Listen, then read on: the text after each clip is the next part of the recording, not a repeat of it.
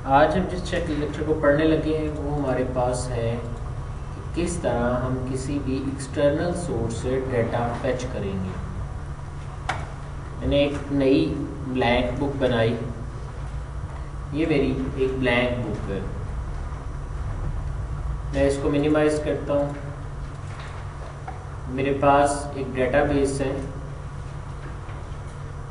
Cars के नाम से, कार डेटाबेस, जिस पे हम लास्ट लेक्चर में भी काम कर चुके हैं। मैं इस फाइल को भी अपने पास ओपन कर लेता हूँ। तो मैंने ब्राउज किया और मैंने ये वाली फाइल जो है ये अपने पास ओपन कर ली। डेस्कटॉप पर प्रोजेक्ट के फोल्डर में कार्स डेटाबेस के नाम से आपकी सादी सी फाइल जो है ये आपको नज़र आती है। मैं अब इस फाइल के हवाले से अपनी वर्किंग को परफॉर्म करना चाहता हूँ और मैं डाटा मैनिपुलेशन देखना चाहता हूँ। अब मैं ये चाहता हूँ कि ये जो मेरा डाटा है, जो कि बेसिकली मेरी कार डेटाबेस के नाम से फाइल है, इसको मैं यूज़ करना चाहता हूँ। मैं अपनी फ़ाइल को सेव कर देता हूँ। मैं कंप्यूटर्स में गया और मैंने ब्राउज किया। यहाँ से मैं अपनी फ़ाइल को सेव करना चाहता हूँ। तो मैंने अपनी फ़ाइल को अपने पास डेस्कटॉप के ऊपर ही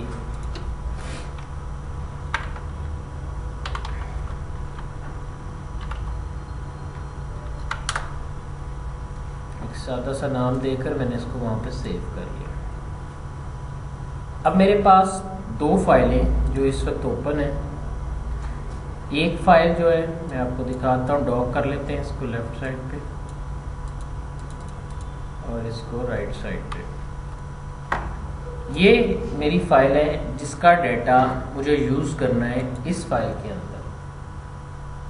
होता क्या है, आप कहेंगे सर अगर आपको इसका डाटा यूज़ करना है तो आप इसको सिलेक्ट करें, इसको कंट्रोल C से कॉपी करें और इस विंडो पर जाकर पेस्ट कर दें। ठीक है, आज से पहले हम हमेशा ऐसे ही करते रहें, या हम डाटा खुद लिखते रहें या हम जो डाटा है उसको इस तरह से यूटिलाइज करते रहें, इस तरह से यूज़ करते रहें। अब मसला ये है कि मेरे पास जो डाटा है वो सपोज मेरे डिफरेंट सोर्सेज से आया, मैंने उसको अरेंज किया और वो मेरे पास इस शेप में जो है वो आ गया। अब मोस्टली होता ये है कि जब डाटा आपके पास कहीं से आता है, सो सपोज मैं किसी भी ऑर्गेनाइजेशन का फाइनेंस मैनेजर हूँ, मेरे पास आप सब लोग जैसे 20, 22, 25 लोग मौजूद हैं, आप सब की तरफ से डाटा आ रहा है। मैं उसको अपने सोर्स में ऐड भी करता जा रहा हूँ। जैसा कि आप देख सकते हैं कि मैंने यहाँ पर 10 रिकॉर्ड्स बोला कि ये आ गए हैं। अब ऐसा है कि आज ये 10 रिकॉर्ड हैं, अगले दिन हो सकता है 1, 2, 3 आप में से हर एक अपना अपना रिकॉर्ड लेके आए, तो शायद कल इनकी तादाद हंड्रेड्स में हो जाए, परसों इनकी तादाद थाउजेंड्स में हो जाए। तो मैं ये चाहता हूँ कि 30th को जब मैं या 31st को जब मैं अपनी क्लोजिंग करता हूँ, तो अगर कोई डाटा बाद में भी आता है तो वो भी मेरे पास मेरे इस एनालिसिस में जो इस डाटे पे मैंने करना है वहाँ पर शामिल हो। अब इशू ये है कि अगर मैं कॉपी पेस्ट करता हूँ तो सिर्फ वही डाटा मुझे मिलेगा जिसको मैंने कॉपी करके पेस्ट किया है। अदरवाइज अगर आप 20-22 लोग मेरे पास 2-2 रिकॉर्ड भी लेके आते हैं तो मुझे पहले उस सारे डाटे को अपने पास एंटर करना पड़ेगा, फिर नए सिरे से मैं उसको दोबारा से कॉपी करूँगा, फिर नए सिरे से मैं उसके ऊपर जो भी अपने एनालिसिस स्टेप करना चाहता हूँ वो परफॉर्म करूँगा। जो ऑप्शन आज हम पढ़ने लगे हैं ये एडवांस एक्सेल की ऑप्शंस में चीज़ें आती हैं। तो कैसे हैं देखते हैं। हम कभी भी अपने डाटे को कॉपी पेस्ट नहीं करते हैं। नो डाउट छोटे लेवल के ऊपर अगर आए तो फिर तो ठीक है, कोई बात नहीं, लेकिन बड़े लेवल पर डाटा कभी भी इस तरह से कॉपी नहीं किया जाता। इस तरह के डाटे को, मसलन अगर मेरे पास ये डाटा है और मैं इसे अपने पास यहाँ पर रिसीव करना चाहता हूँ, तो मैं इसे कभी भी कॉपी पेस्ट से रिकॉल नहीं करूँगा और ना ही कभी हम अपनी मास्टर फाइल को डायरेक्ट डिस्टर्ब करेंगे, क्योंकि ये मेरा मास्टर रिकॉर्ड है। मैंने मास्टर रिकॉर्ड को जो है वो चेंज नहीं करना, बल्कि इस फाइल का तो हम एक बैकअप भी रखते हैं ताकि इसमें किसी किस्म की खराबी ना आए। एनालिसिस, फोरकास्टिंग, प्रेडिक्शंस, हाइपोथेसिस और जो अपनी ऑब्जर्वेशंस को देखकर रिजल्ट जनरेट करना है वो हम एक अलग फाइल में करते हैं। चार्ट्स हम पढ़ चुके हैं, फिल्टर हम देख चुके हैं और बहुत सी चीज़ें हमने यहाँ पर देख ली हैं। ये सब चीज़ें एनालिसिस और फोरकास्टिंग में आती हैं। लेकिन सबसे पहले अगर मुझे एक डाटा सोर्स से डाटा अपनी फाइल में चाहिए तो मैं क्या मेथड यूज़ करूँगा।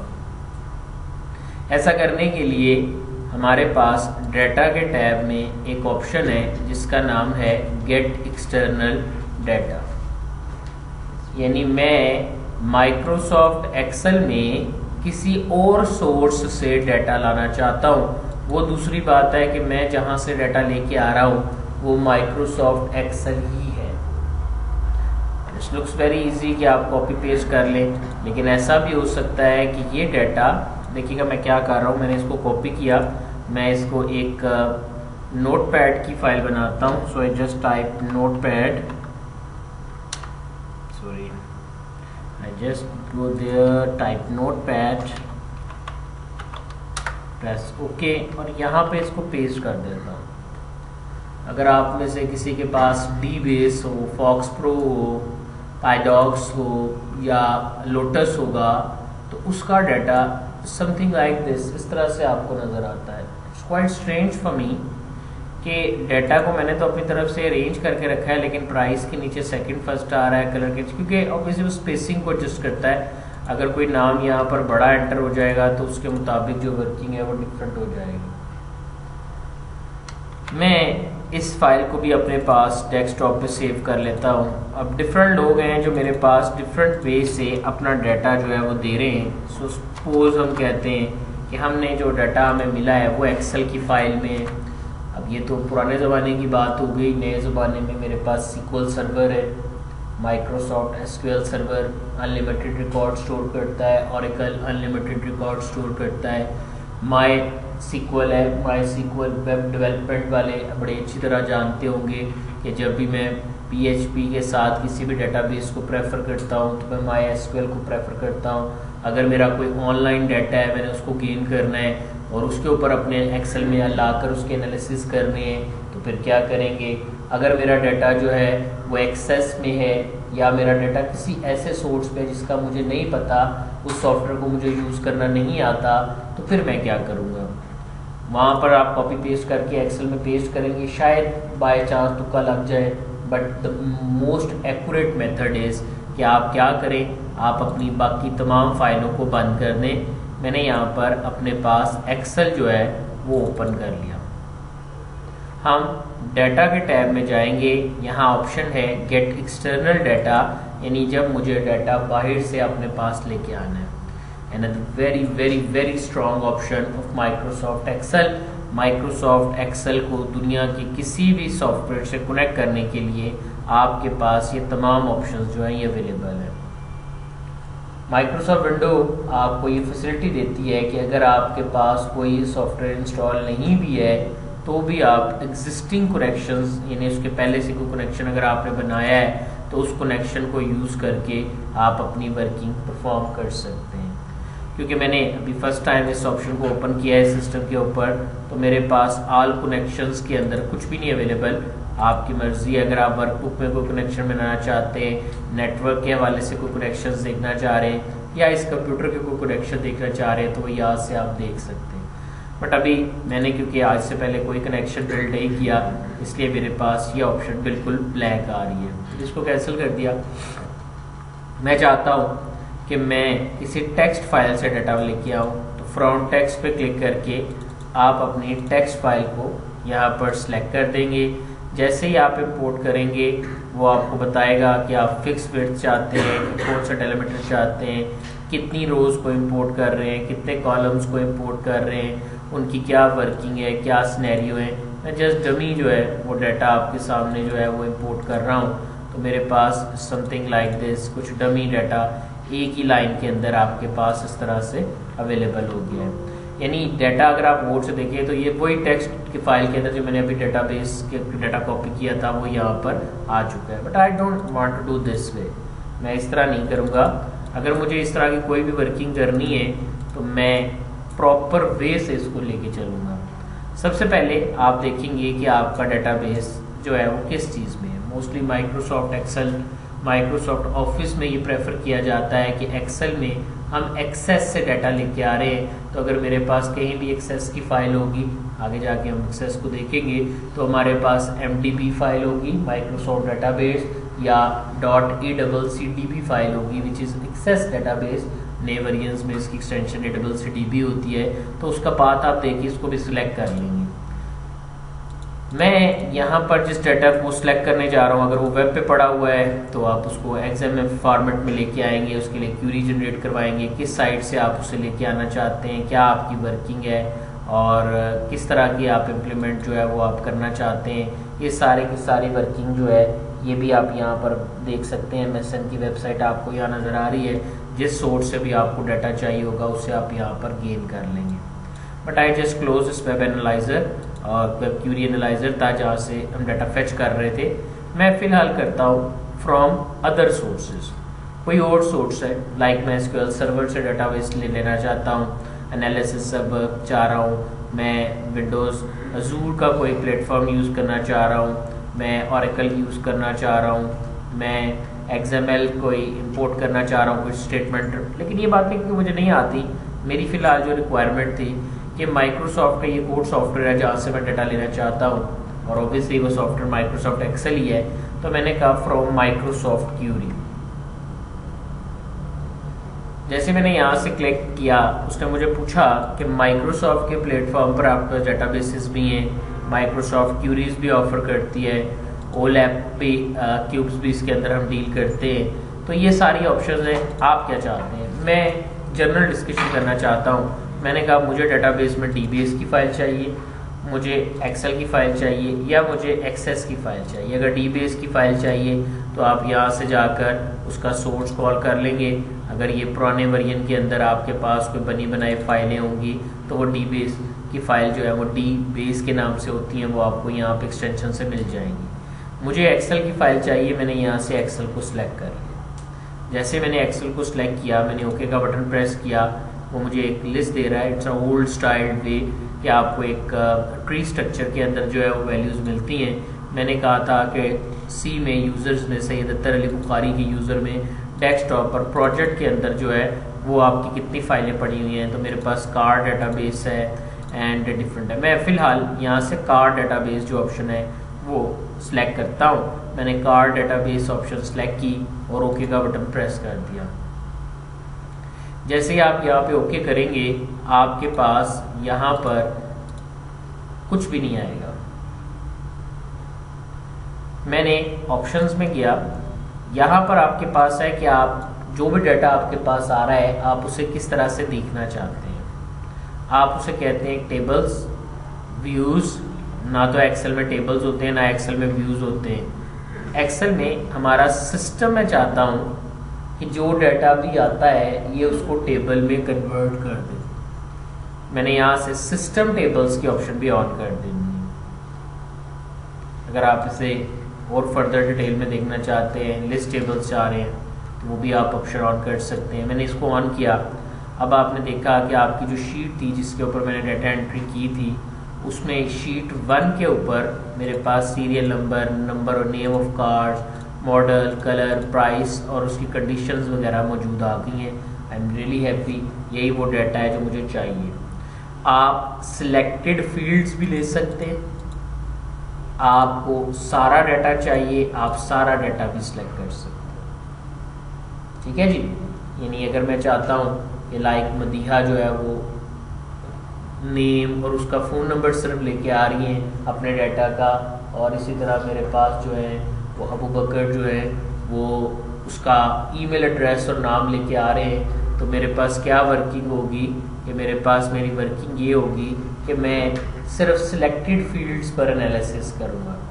आप मल्टी टेबल्स भी सिलेक्ट करके अपने पास डाटा जो है वो लेके आ सकते हैं। अलग अलग शीट से भी डाटा की मर्जिंग करवा सकते हैं। मैंने यहाँ पर ये फील्ड सेलेक्ट कर लिए, मैं नेक्स्ट पे क्लिक करता हूँ। वो मुझे पूछ रहा है कि अगर आप क्या चाहते हैं, किसी को सॉर्ट करना चाहते हैं, फ़िल्टर करना चाह रहे हैं किसी डाटे के मुताबिक, सिर्फ ऐसे पर्सन्स चाहते हैं जिनकी सिटी, अब यहाँ मैंने सिटी नहीं ली हुई, जिनकी सिटी लाहौर हो, तो आप सिर्फ लाहौर के जो होंगे नंबर्स वो भी डील कर सकते हैं। मोस्टली आपके जो कॉल सेंटर्स होते हैं वो इस तरह से डाटा को बहुत हद तक प्यूरीफाई कर लेते हैं ताकि वो अपने रिक्वायर्ड रिज़ल्ट के ऊपर ही सिर्फ अपनी जो वर्किंग है वो परफॉर्म करें। मैंने कुछ भी फ़िल्टर नहीं किया, आई जस्ट सेड, मैंने क्लिक किया नेक्स्ट।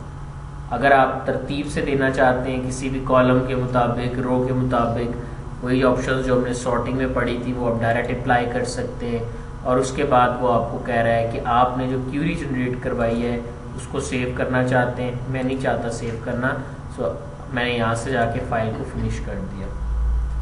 जैसे मैंने अपने अदर सोर्सेज के डाटा को फिनिश किया, मेरे पास मेरी ऑप्शंस में वो पूछ रहा है कि जो भी डाटा आपके पास आ रहा है वो यहाँ 3 तरह से आ सकता है।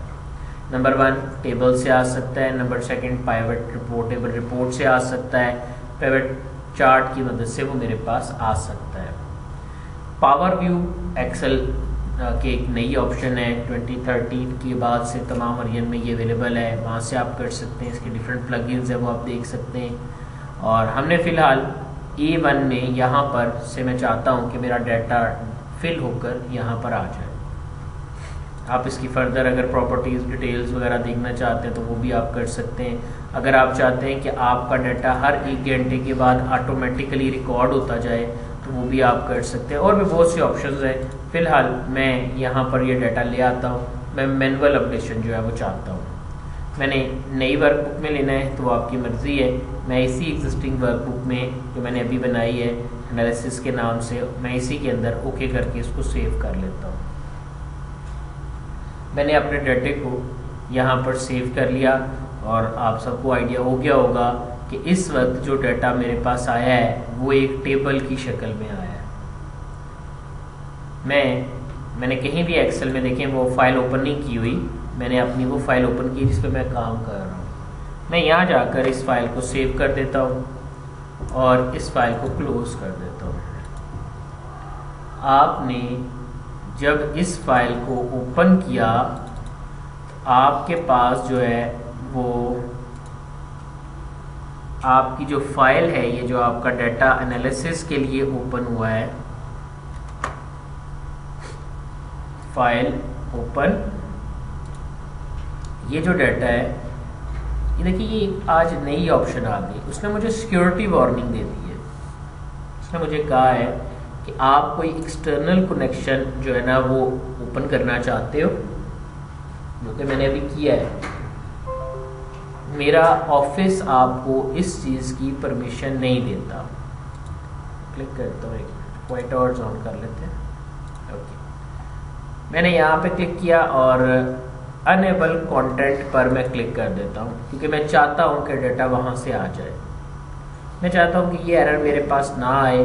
तो डेवलपर के टैब में मैक्रो सिक्योरिटी के अंदर आप अनेबल ऑल मैक्रो कर दें और यहाँ पर आपके पास डिफरेंट व्यूज़ हैं, डिफरेंट मैसेजेस हैं, ये भी आप यहाँ से जो है वो शो करवा सकते हैं। मसलन अगर आप एक्सटर्नल कंटेंट जो है वो अपने पास लाना चाहते हैं, मैंने security setting for workbook links देखें, अगर आप किसी डाटा से कनेक्शन है तो मैं इसको भी इनेबल कर देता हूँ। और अगर आप कहते हैं कि आप अपनी वर्कबुक के लिंक्स को अपडेट करना चाहते हैं तो वो भी आप यहाँ से अपडेट कर सकते हैं। ये ऑप्शन मैंने अभी यूज़ किया है क्योंकि मैं डाटा कनेक्शन बना रहा हूँ एक्सटर्नल, तो मैंने यहाँ से अनेबल कर दिया, इसको भी अनेबल कर दिया, ओके कर दिया, ताकि वो जो एरर मेरे पास आया था वो मुझे अवेलेबल जो है नेक्स्ट टाइम मेरे पास ना आए। मैंने सेव कर दिया अपनी फ़ाइल को, मैं वक्ती तौर पर इसको क्लोज़ कर देता हूँ। और अब मैं अपनी सोर्स फाइल ओपन कर रहा हूँ। तो कंप्यूटर में जाकर मैंने अपनी जो सोर्स फाइल है, कहाँ पर, डेस्कटॉप के ऊपर प्रोजेक्ट के अंदर कार डेटाबेस, उसको ओपन किया। अब इस डेटाबेस में हम कुछ नई एंट्रीज जो है वो परफॉर्म कर लेते हैं। मैं यहाँ पर नई एंट्रीज जो है वो परफॉर्म कर रहा हूँ। वाइट कार, एक नई एंट्री मैंने 11th नंबर कार जो है यहाँ पे एंटर कर ली है। अब आप इस फाइल को दोबारा बंद कर दें। ये आपका मास्टर रिकॉर्ड है, मैं नहीं चाहता कि इसमें किसी किस्म की ख़राबी है। याद रखिएगा, उस फाइल से इस फाइल में कोई ख़राबी नहीं लेके आ सकता। ठीक है, मैं यहाँ पे क्लिक करता हूँ, मैं अपनी कनेक्शन एनालिसिस वाली फाइल को ओपन करता हूँ। मेरे पास डाटा अपग्रेड नहीं हुआ। उसकी रीज़न ये है कि मैंने कहा था कि मैं अपने डाटे को मैन्युअली रिफ़्रेश करवाना चाहता हूँ। तो जब मैं मैनुअल रिफ़्रेश करूँगा तो मुझे खुद से रिफ़्रेश करना है। मैं डाटा के टैब में गया और डाटा के टैब में मुझे ऑप्शन नज़र आती है रिफ़्रेश ऑल की। मैं इस पर क्लिक करता हूँ। आप सिर्फ इसको रिफ़्रेश करना चाहते हैं, या अगर आपने किसी और शीट के ऊपर भी कोई लिंकअप किया हुआ है तो आप उसको भी रिफ़्रेश करना चाहते हैं तो आप रिफ़्रेश ऑल करेंगे। और अगर आप अपने कनेक्शन की दोबारा से प्रॉपर्टीज़ एडजस्ट करना चाहते हैं, पाथ वगैरह देखना चाहते हैं, तो आप यहाँ पे क्लिक करेंगे। आप ये काम यहाँ से भी कर सकते हैं, आप ये काम प्रॉपर्टी से भी जाके देख सकते हैं। मैं फ़िलहाल अपने डाटे को रिफ़्रेश करना चाहता हूँ। मैंने यहाँ से क्लिक किया। आप देख सकते हैं कि आपके पास इस वक्त रिकॉर्ड्स 10 आ रहे हैं, जबकि मैंने जो फाइल सेव की हुई है अब उसमें अपग्रेडेशन हो चुकी है और उसके अंदर जो मेरे 11 रिकॉर्ड्स हैं वो आ चुके हैं या वो वर्किंग में मुझे नज़र आ रहे हैं। मैंने यहाँ पे जाके क्लिक कर दिया रिफ़्रेश ऑल के ऊपर। जैसे मैं रिफ़्रेश ऑल पे करूँगा आपके टेबल में एक नए डाटे की इंसर्शन जो है वो हो गई है और आप देख सकते हैं कि उसने किया क्या है। रिफ़्रेश ऑल करने पर उसने उस एक्सेल की फाइल को ओपन किया, उसमें जो डाटा था उसको यहाँ पर नए सिरे से रीन्यू कर दिया है, जो कि मेरे पास इस तरह से अवेलेबल हो गया है। अब इस तरह से आप अपना डाटा जो है इसके ऊपर अब किसी भी तरह के दोबारा एनालिसिस है, और आप सबको पता है कि अगर ये टेबल के अंदर है, जैसा कि ये टेबल के अंदर है, तो जब मैं इसमें कोई नया काम करूँगा या इसके ऊपर कोई मैं अपनी फॉर्मेटिंग करूँगा, कोई एनालिसिस करूँगा, कोई फिल्ट्रेशन करूँगा, तो वो पूरे टेबल को ऑटोमेटिकली कैप्चर कर लेगी। और यानी ये 11th रिकॉर्ड जो मैंने एंटर किया है ये भी मेरे डाटे पर ऑटोमेटिकली जो है वो अवेलेबल हो जाएगा। यहाँ तक क्लियर है जी सबको? ओके, तो ये था जी आपके पास कि जब भी आपने एक्सेल में एनालिसिस के लिए या फोरकास्टिंग या प्रेडिक्शन के लिए किसी भी काम को ओपन करना है तो आप कनेक्शंस की ऑप्शन को ओपन करके अपनी वर्किंग जो है वो परफॉर्म करेंगे। यहाँ तक अगर कुछ पूछना चाह रहे हैं तो पूछ सकते हैं।